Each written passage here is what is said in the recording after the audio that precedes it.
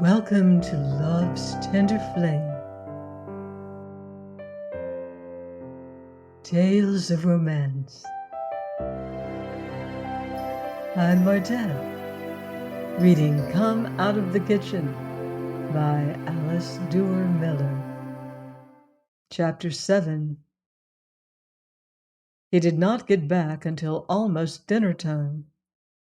The meal was not an agreeable one, though Jane Ellen's part of the performance was no less perfectly achieved than usual. It was evident that there had been a scene between the two ladies. Cora's eyes were distinctly red, and though Mrs. Falconer's bore no such evidence, she looked more haggard than was her wont. Tucker was still feeling somewhat imposed upon. Smithfield's manner suggested a dignified rebuke. Crane felt no inclination to lighten the general tone, and altogether the occasion was dreary in the extreme. As soon as they had had coffee, Cora sat down at the piano, and drawing Burton to her by a request for more light, she whispered, "Won't you take me out in the garden? I have something I must say to you." Crane acquiesced. It was a splendid, misty November night. The moonlight was of that sea-green color which, so often represented on the stage, is seldom seen in nature. The moon concealed the bareness of the garden beds, lent a suggestion of mystery to the thickets of what had once been flowering shrubs, and made the columns of the piazza, which in the daytime showed themselves most plainly to be but ill-painted wood, appear almost like the marble portico of an Ionic temple. The air was so still that from the stables almost a quarter of a mile away they could hear the sound of one of the horses kicking in its stall, and the tune that a groom was rather unskilfully deducing from a concertina. Crane whistled the air softly as he strolled along by his companion's side, until she stopped and said with great intensity, "I want to say something to you, Burton. I'm not happy. I'm horribly distressed. I ought not to say what I'm going to say. At least, the general idea seems to be that girls shouldn't, but I have a feeling that you're really my friend, a friend to whom I can speak frankly, even about things that concern me." "You make no mistake there, Cora," he returned. He was what is considered a brave man, with calm nerves and quick judgment. Physical danger had a certain stimulating effect upon him. Morally, too, he did not lack courage, though good-naturedly inclined to have everything as pleasant as possible. He was not in the least afraid to make himself disagreeable. But now, at the thought of what Miss Falconer was going to say to him, he was frankly and unmistakably terrified. Why, he asked himself, young and timid girls could go through such scenes, and it was said actually enjoy them. Why should he be unreasoningly terrified? Terrified with the same instinctive desire to run away that some people feel when they see snakes or spiders. Why should he feel as if prison walls were closing about him? 2 years ago, when you and I first began to see each other, Miss Falconer went on in a voice that she kept dropping lower and lower in order to conceal its tremors, "I liked you at once, Burton. I liked you very much. But aside from that, you know I'm not always very happy with my mother. Aside from liking you, I made up my mind in the most cold-blooded, mercenary way that the best thing I could do was to marry you." "Well, I call that a thoroughly kind thought," said Crane, smiling at her as a martyr might make a little joke about the lions. "It wasn't kind," said Cora. "It was just selfish. I supposed I would be able to make you happy, but really, I thought very little about you in the matter. I was thinking only of myself. But I've been well repaid for it." She stopped almost with a sob, And while she was silently struggling for sufficient self-control to continue, Crane became aware that the front door had opened, letting a sudden shaft of yellow light fall upon them through the green moonshine, and that Tucker had come out on the piazza. He was looking about. He was looking for them. Not a sound did Burton make, but if concentration of thought has any unseen power, he drew Tucker's gaze to them. "Burton," said Tucker. There was no answer. "Burton," he called again. Miss Falconer raised her head. "Someone called you," she said. Then Crane's figure became less rigid, and he moved a step forward. He was saved, for the time at least. "Want me, Tuck?" he said. Solon came down the steps carefully. He had reached an age when the eye does not quickly adjust itself to changes of light. "Yes," he said, "I do want to see you. I want to ask you one question. Did you or did you not assure me the boy Brindlebury had left the house?" "I did so assure you," answered Crane, "and I had been so foolish as to hope we had heard the last of him. Smithfield told me before dinner that he had left early in the afternoon." "Smithfield lied to you. The boy is in bed in his own room at this moment." "How do you know? Go and see for yourself." Crane was just angry enough at everyone to welcome any action. Only a few seconds elapsed before he was in the servants' wing of the house. All the doors were standing open, disclosing black darkness, except one which was closed, and under this a bright streak was visible.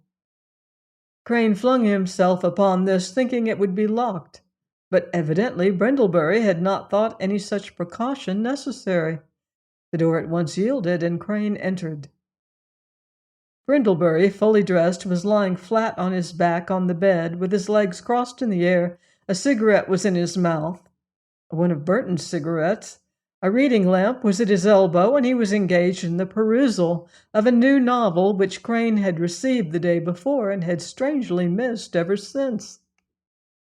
On the floor nearby was a tray, empty indeed, but bearing unmistakable signs of having been well filled only recently. Crane took the cigarette from Brindlebury's mouth and the book from his hand. "Now," he said, "I'll give you 5 minutes to get your things together and get out." There were no signs that packing had ever been contemplated. All Brindlebury's belongings were undisturbed. The boy looked at Crane. He would like to have answered, but he could not think of anything to say, so he got up slowly and tried to smooth his hair, which was very much rumpled. "I'm not positive I have such a thing as a bag," he observed at length, but a little search revealed one in the closet. It was marked B. Reveley. "A token of respect from your late employer, I suppose," said Crane. The boy did not answer. He was rather sulkily putting on his clothes. He was not a neat packer. A toothbrush and some pipe tobacco, a wet sponge, and some clean shirts, boots, and pajamas were indiscriminately mixed. The 5 minutes, unmarked by any conversation, had almost elapsed when light steps were heard in the hallway, and a voice exclaimed, "Did you have a good dinner, honey?" And Jane Ellen came spinning into the room, all the demureness gone from her manner. At the sight of her employer, she stopped, and her hand went up to her mouth, with a gesture expressive of the utmost horror. Brindlebury did not stop packing. He was now filling in the corners with shaving soap and socks. His sister turned to Crane. "Oh, sir," she wailed, "we've acted very wrongly."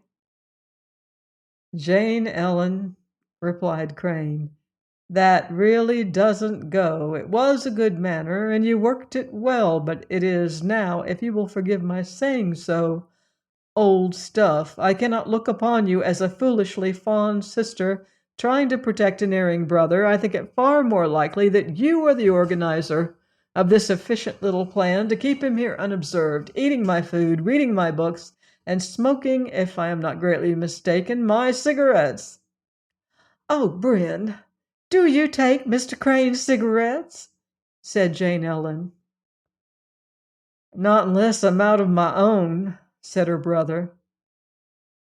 "Without clearing his own honesty, he impugns my taste," said Crane. It was plain that Jane Ellen was going to make another effort to improve the situation. She was thinking hard. At last she began. "I don't defend what we've done, sir, but if you would have let me see you alone this afternoon, I was going to ask that Brindlebury might stay just this one night, only I couldn't speak before Mr. Tucker. I'm so afraid of him."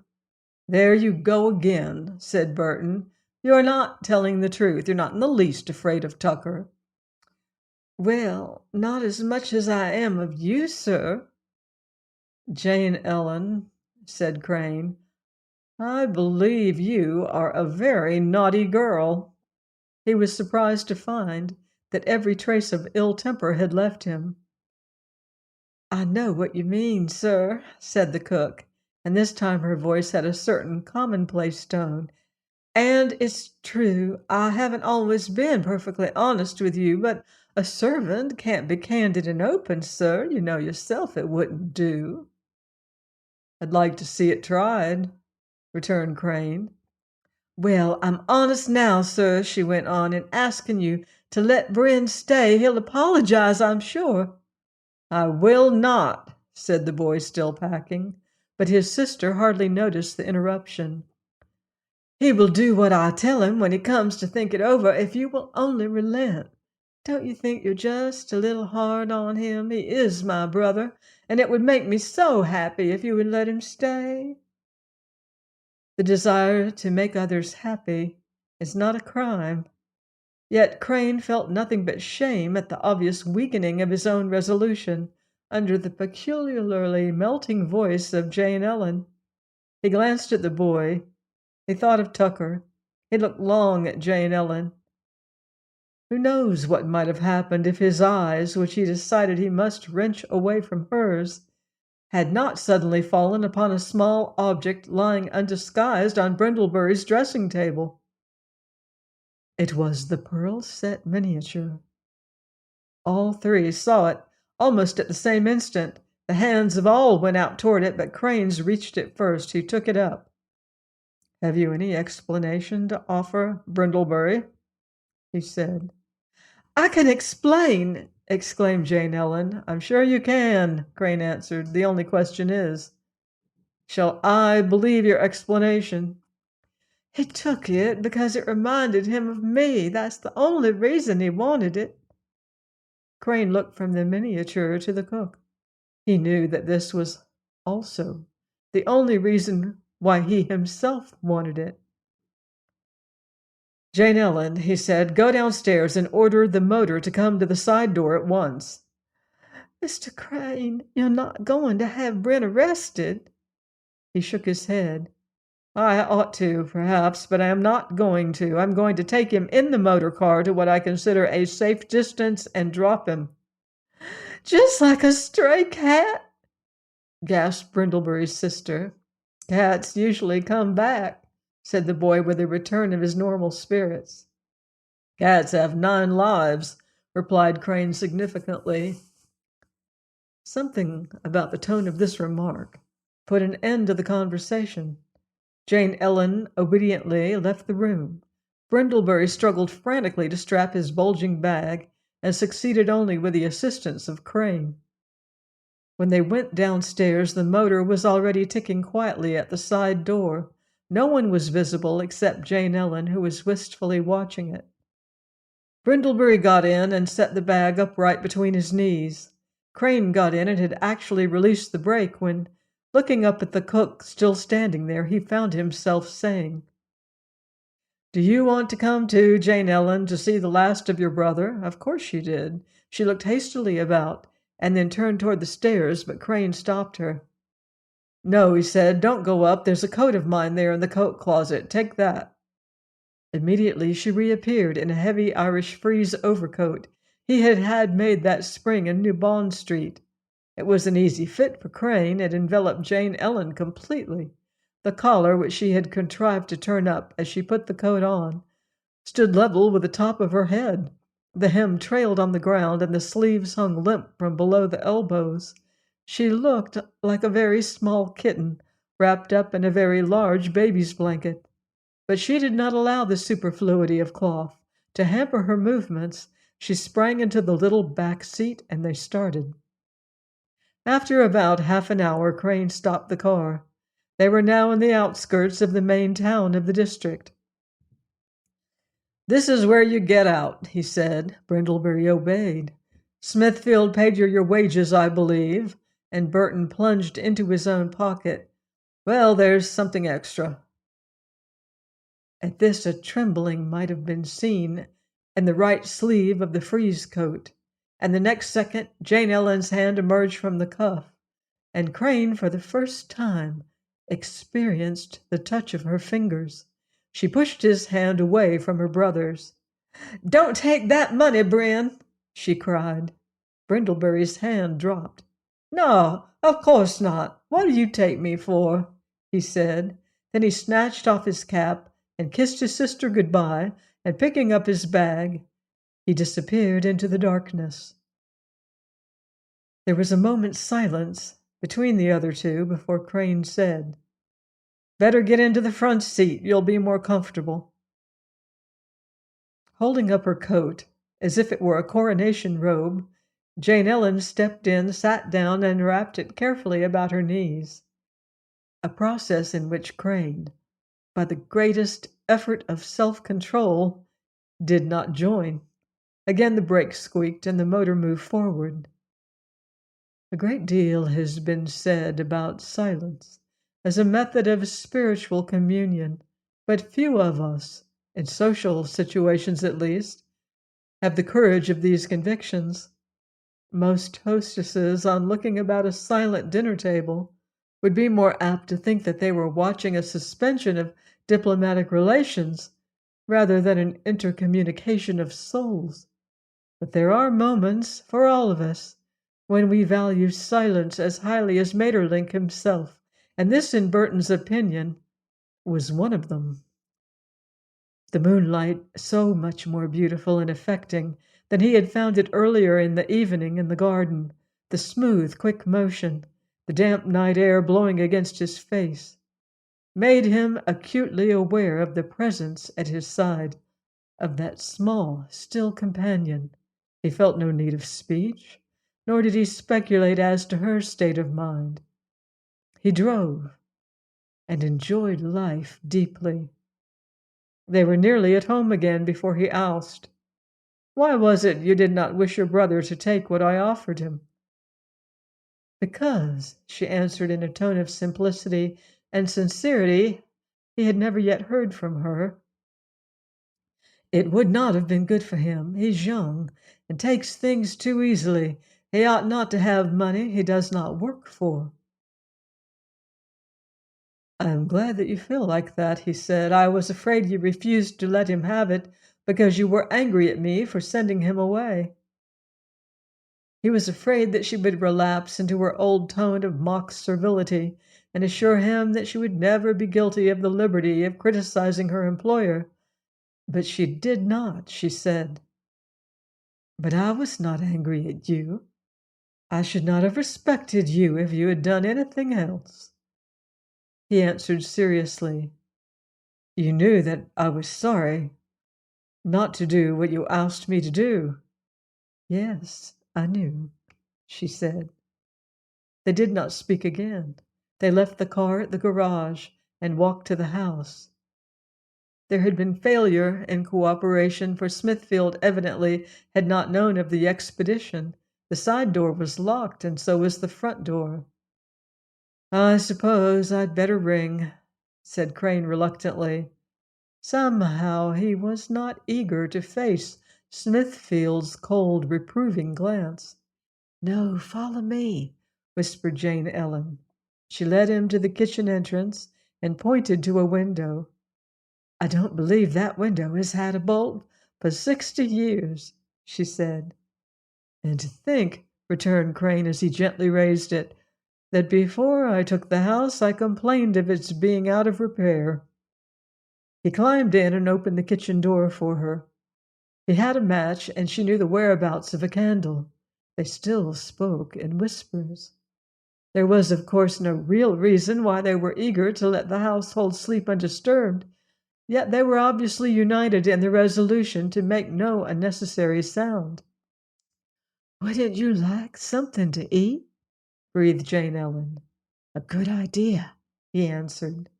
She divested herself of his coat and beckoned him to the icebox. They had entirely ceased to be master and servant. "Some of that chicken salad you had for dinner," she murmured, "if any of it came down. I dare say it didn't, though Smithfield's so fond of it." Crane laughed. "You mean he eats in the pantry?" She nodded. "All butlers do, and Smithfield's a little bit greedy, though you'd never guess it, would you?" They laughed softly over Smithfield as they spread out their simple meal on the kitchen table. Jane Ellen showed a faint disposition to wait upon her employer, but it was equally vanquished by his assertion that he would eat nothing unless she sat down too. A few minutes later it was he who was doing whatever work was to be done, and she sitting with her elbows on the table watching him. There seemed, after all, nothing unnatural in this new relation. Presently Willoughby, hearing the sound of dishes or smelling the chicken salad, awoke and jumped on the table. "Do you mind him?" asked his mistress in melting tones. Crane didn't mind him at all. He offered the cat a bit of chicken. Willoughby seemed to enjoy it, chewing it with quick little jerks of his head. And presently he raised a paw and deflected a fork which Crane was carrying to his own mouth. Even this Crane appeared to find amusing. Before they had finished, the kitchen clock behind them suddenly and discordantly struck once. Burton started and half turned his head, but she stopped him. "Let's guess what time it is," she said. "Of course, it's later than 10:30. It might be 11:30, or even 12:30. It could be 1, but certainly not 1/2 past." They looked around. It was 1/2 past. Jane Ellen sprang up. "Oh, how dreadful!" she exclaimed, without, however, any very real conviction. "How terribly late! And I have to get up so early in the morning." "It makes me desperately ashamed," said Crane, "to think you have to get up and cook for all of us, and that I can sleep just as late as I want to." She laughed. "If you haven't anything worse to worry about than that, you're very lucky." But he had something to worry about, and as soon as she was gone, he began to worry about it, namely, the painful and complicated situation of a man who has fallen in love with his cook. Please join me next time for another romantic chapter of Come Out of the Kitchen by Alice Duer Miller, here on Love's Tender Flame. Until then, love deeply and live beautifully.